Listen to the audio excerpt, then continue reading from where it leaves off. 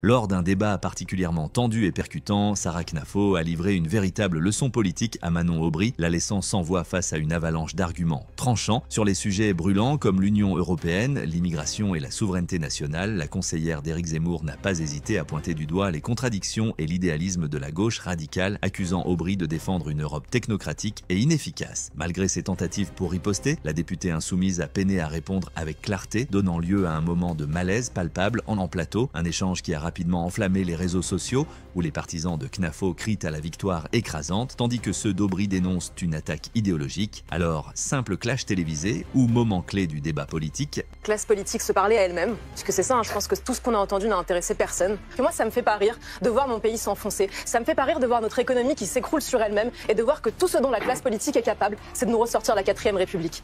En réalité, le clivage, le vrai clivage n'est pas entre vous. Vous n'avez pas de député mais à entre l'Assemblée vous. nationale. Mais quand on vous voit, j'en aurai bientôt beaucoup plus, madame. Ah oui? Ouais, tout à fait. Quand on voit votre spectacle, on comprend qu'en réalité, le clivage n'est pas entre vous, mais entre vous et les Français. Vous vous dites prêt à gouverner, vous n'êtes même pas prêt à légiférer. On vous a vu à l'Assemblée. Quelle réforme est-ce que vous avez fait avancer? Et vous vous croyez capable de relever l'économie française, de faire plier Bruxelles, d'engager un bras de fer avec toutes les autres institutions qui nous menacent? Alors maintenant, et c'est un dernier élément, j'entends la gauche qui adore citer des sondages quand il s'agit des retraites. Et quand il s'agit de l'immigration, on vous entend plus. Je pense que c'est un élément intéressant de savoir écouter les Français tout le temps et partout. Cet été, il y a eu un sondage qui montrait que 90% des Français étaient dégoûtés par la politique. 90% disaient les hommes politiques, la classe politique ne sert à rien et ne résoudra jamais nos problèmes.